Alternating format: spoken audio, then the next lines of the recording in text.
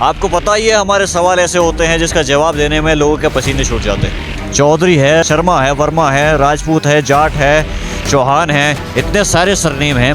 आपने ये दास जो बना लिया, ये कौन सा सरनेम है, ये कौन सी जात है सर? परमात्मा ने इस मनुष्य को रचा है, क्या किसी मनुष्य में कोई भेदभाव है? नहीं है ना।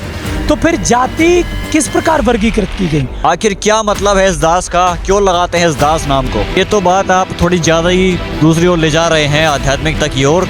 एक संत हुए हैं तुलसीदास जी, कहा है ढोल, गवार, शूद्र और नारी ये सकल ताड़ना के अधिकारी हैं। क्या इसको मानेंगे, नहीं मानेंगे आप? इसे हम बिल्कुल नहीं मानेंगे। रामपाल जी महाराज की शिक्षाओं से समाज में सुधार हो सकता है? क्या जात पात के भेद को खत्म किया जा सकता है? बिल्कुल हो सकता है। संत रामपाल जी महाराज जी के ज्ञान आधार पे चलने से इंसान हर घर में है, लेकिन इंसानियत किसी किसी में है। तो जिसके अंदर इंसानियत है वो सच्चा मानव है। उस तो रात का समय हो चुका है, अभी हमें सतलुज शामली में। आपको पता ही है हमारे सवाल ऐसे होते हैं जिसका जवाब देने में लोगों के पसीने छूट जाते हैं।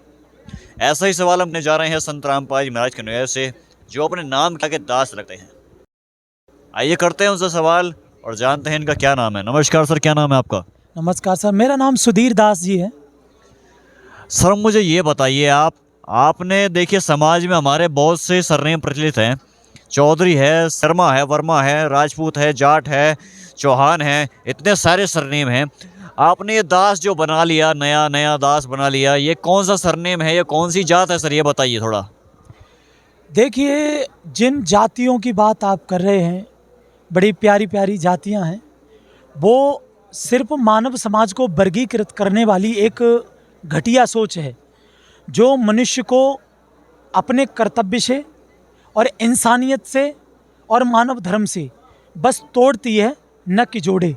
वो लोगों ने किसी भी प्रकार से अपनी चतुरता के कारण, अपने स्वार्थवश होकर के हमें वर्गीकृत किया है। पूरी धरती पर देख लीजिए, किसी भी मनुष्य में परमात्मा ने इस मनुष्य को रचा है, क्या किसी मनुष्य में कोई भेदभाव है? नहीं है ना। तो फिर जाति किस प्रकार वर्गीकृत की गई, जो कि गलत है, मनुष्य को वर्गीकृत करती हैं। आपने बताया कि जातियाँ जो है मानव को विभाजित करती है। दर्शकों, हम भी इस बात को मानते हैं कि जो जातियाँ हैं वो मानव को विभाजित करती हैं, लेकिन क्या करें, जो परंपराएं चलती आ रही हैं उनके साथ ही हमें चलना पड़ रहा है। कहीं ना कहीं इसे हम अपना दुर्भाग्य कहें या क्या कहें। हम इनसे जानना चाहेंगे, जो इन्होंने नई जात बनाई है, ये दास नाम जो रखा है, अपने नाम के आगे दास नाम लगाना है, बहुत ही प्रचलन चल रहा है। खासकर संत रामपाल जी महाराज के ये अपने नाम के आगे दास लगाते हैं। आज सुनते हैं इनसे, आज आइए जानते हैं इनसे, आखिर क्या मतलब है इस दास का, क्यों लगाते हैं इस दास नाम को? देखिए, दास का जो भाव है, जो हमारे पूज्य गुरुदेव परम संत सतगुरु रामपाल जी महाराज जी ने जो ये दास है, वो दास का मतलब होता है सेवक, विनम्र, जो किसी भी प्रकार की समाज में सेवा हो उसे करने में, छोटी से बड़ी में झिझके ना, उसे करने में अग्रिम रहे, सबसे आगे रहे, और प्रभु के प्रति उसके हृदय में विशेष प्रेम हो, बड़ों के प्रति सम्मान हो, छोटों के प्रति प्रेम हो। ये सब इस दास शब्द से झलकता है कि हम दास हैं प्रभु के, और समाज में किसी भी प्रकार की सेवा हो तो हम सबसे आगे रहते हैं। तो इसलिए हमारे गुरुदेव ने हमें दास जो शब्द लगाने के लिए आदेश दिया है कि आप भगवान के दास हो, और विनम्र जो जीव होता है वो दास होता है, जो सबकी सेवा करने में सबसे अग्रिम रहता है। तो दास का मतलब ये है, इसलिए हम अपने पीछे दास लगाते हैं। और दूसरी बात, हमारे परम संत सतगुरु रामपाल जी महाराज जी का नारा है कि जीव हमारी जाति है, मानव धर्म हमारा, हिंदू मुस्लिम सिख ईसाई धर्म नहीं कोई न्यारा। जीव हमारी जाति है, समान जीव हैं, एक रंग रूप में परमात्मा ने बताए, रंग भी कर दिए, लेकिन अंग में कोई भी फर्क नहीं है। और जो मानव है वो हर जगह मिलेगा, तो वो मानव हमारा धर्म बनता है। इंसान हर घर में है, लेकिन इंसानियत किसी किसी में है। तो जिसके अंदर इंसानियत है वो सच्चा मानव है, जो बुरे कर्म करने से डरता है। अब जो नीच कर्म कर रहा है, बुरे कर्म कर रहा है, तो वो तो राक्षसी स्वभाव को धारण कर रहा है, तो वो तो राक्षस है ही, तो वो तो फिर नीच कहा ही जाएगा। समाज उसे क्या नाम देगा? तो उसे जाति में वर्गीकृत करने का क्या मतलब है? ये तो गुण धर्म सबके अंदर है, कोई कुछ कर रहा है, कोई कुछ कर रहा है, और तो उसके हिसाब से उसे क्या क्या जातियाँ देंगे। एक व्यक्ति कपड़े भी धोता है, अपने धोता है, शौच क्रिया करता है, तो खुद की सफाई करता है, तो क्या वो वाल्मीकि भी हो गया और वो धोबी भी हो गया? क्या क्या उसको नाम दें? तो ये तो आम मनुष्य सब कुछ कर रहा है, और ऐसे कर्मों के आधार पर किसी को वर्गीकृत करना समाज के लिए ये बिल्कुल गलत है, जो मानव समाज को तोड़ता है। न कि जोड़े। संत रामपाल जी महाराज हमें जोड़ने का काम कर रहे हैं, हमारे हृदय में प्रेम प्रकट कर रहे हैं अपने तत्व ज्ञान से। हम आपसे ये जानना चाहेंगे कि क्या किसी संत की शिक्षाओं से, किसी संत के प्रवचन से क्या समाज में क्रांति आ सकती है? क्या समाज में जात पात मिट सकती हैं? बिल्कुल मिट सकती है। सर, आपने कहा कि संतों की शिक्षाओं से समाज में जात पात मिट सकती है। एक संत हुए हैं तुलसीदास जी, उन्होंने क्या कहा है भाई अपनी चौपाई में? कहा है ढोल गवार शूद्र पशु नारी सकल ताड़न के अधिकारी। उन्होंने कहा है कि ढोल गवार शूद्र, अरे ये तो सकल ताड़न के अधिकारी है भाई, इन्हें ताड़ना तो जितनी देनी है। तो आप कैसे कह सकते हैं कि भाई किसी संत के भाई शिक्षाओं से भाई परिवर्तन आ सकता है और समाज में जात पात कभी तो बैठ सकता है? जबकि भाई तुलसीदास जो इतने बड़े महान संत हुए हैं, महान संत मानते हैं उन्हें समाज के लोग, आज तुलसीदास को महान संत मानते हैं आजकल के समाज के लोग।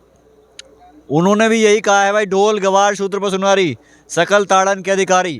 वो तो फिर आप कैसे कह सकते हैं भाई किसी संत की भाई शिक्षाओं से भाई समाज में कल्याण हो सकता है, समाज का भाई समाज में भाई जात पात का भेद मिल सकता है? क्या बताइए सर, कैसे कह सकते हैं आप?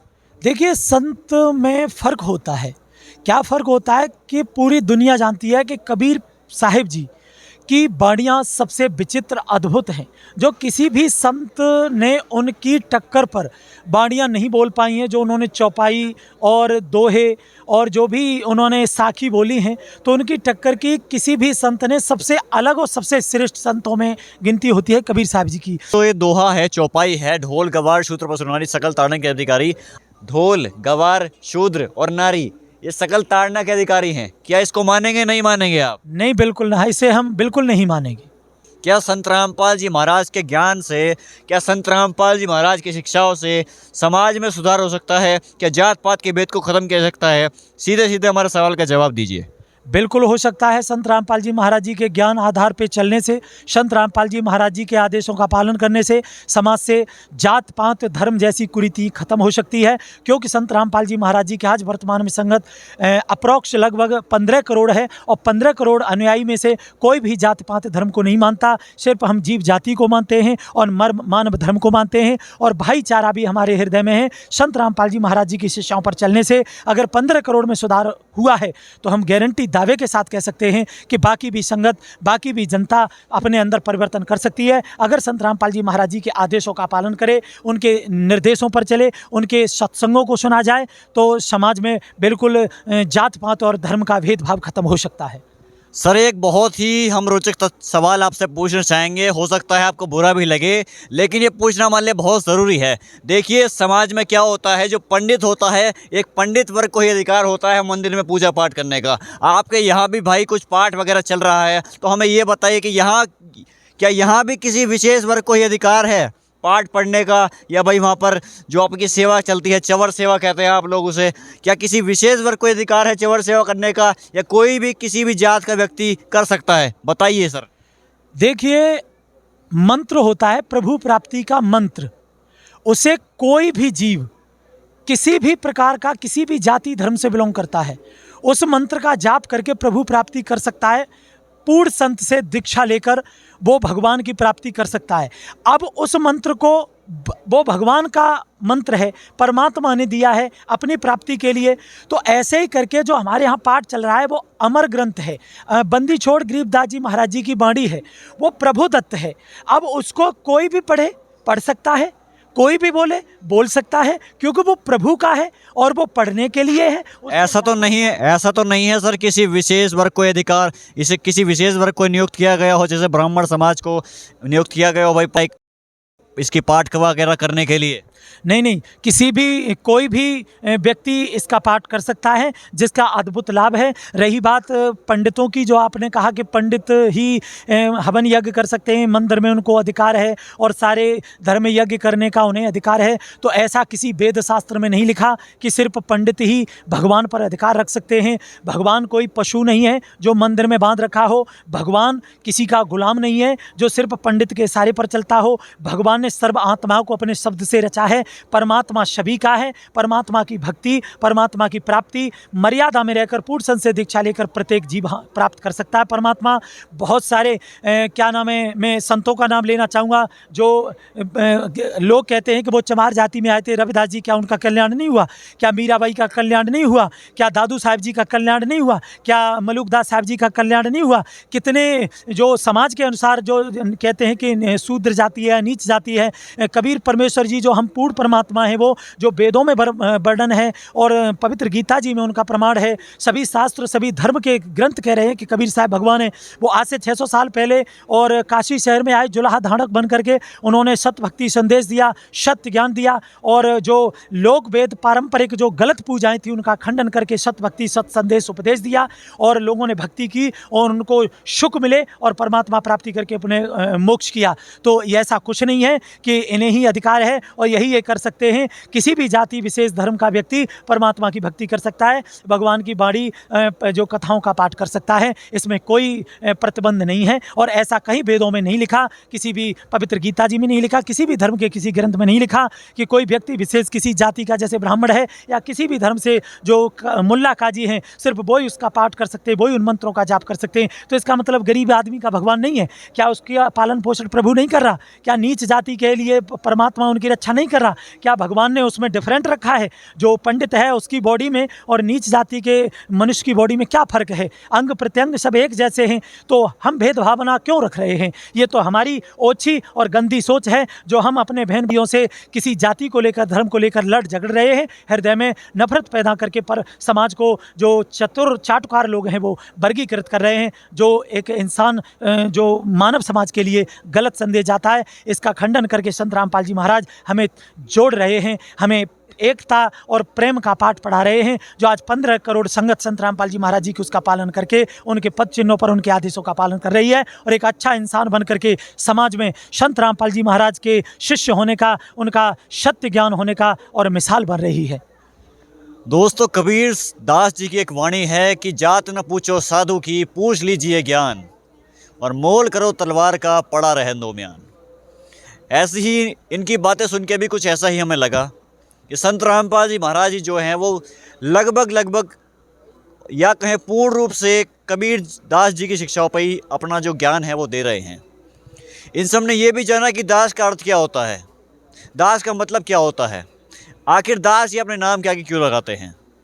इन्होंने बताया ये कोई जाति विशेष सूचक नहीं है, ये सिर्फ समाज में भाईचारा बनाए रखने के लिए और जात पात के भेदभाव को समाप्त करने के लिए और कबीर दास जी की ये शिक्षाओं पर चलते हैं, उनको फॉलो करने के लिए ये अपने नाम के आगे दास लगाते हैं। दोस्तों, आज हमारे समाज में जात पात का भेदभाव चरम सीमा पर है। दोस्तों, कुछ समय पहले तो ऐसा भी था कि भाई नीच जात के लोगों को कुएं में पानी तक नहीं पीने दिया जाता था, लेकिन भीमराव अम्बेडकर ने उस जात पात के भेदभाव को कुछ हद तक समाप्त किया। और ऐसी ही ज़रूरत अब संत रामपाल जी महाराज जैसे संतों की है, जिनके अनुयायी ना तो जात पात को मानते हैं और जात पात के भेदभाव से बिल्कुल दूर रहते हैं। दोस्तों, बने रहिएगा यूपी खबर फास्ट के साथ। हम ऐसी खबरें आपके लिए लाते रहेंगे जिससे समाज में जागरूकता फैले। धन्यवाद।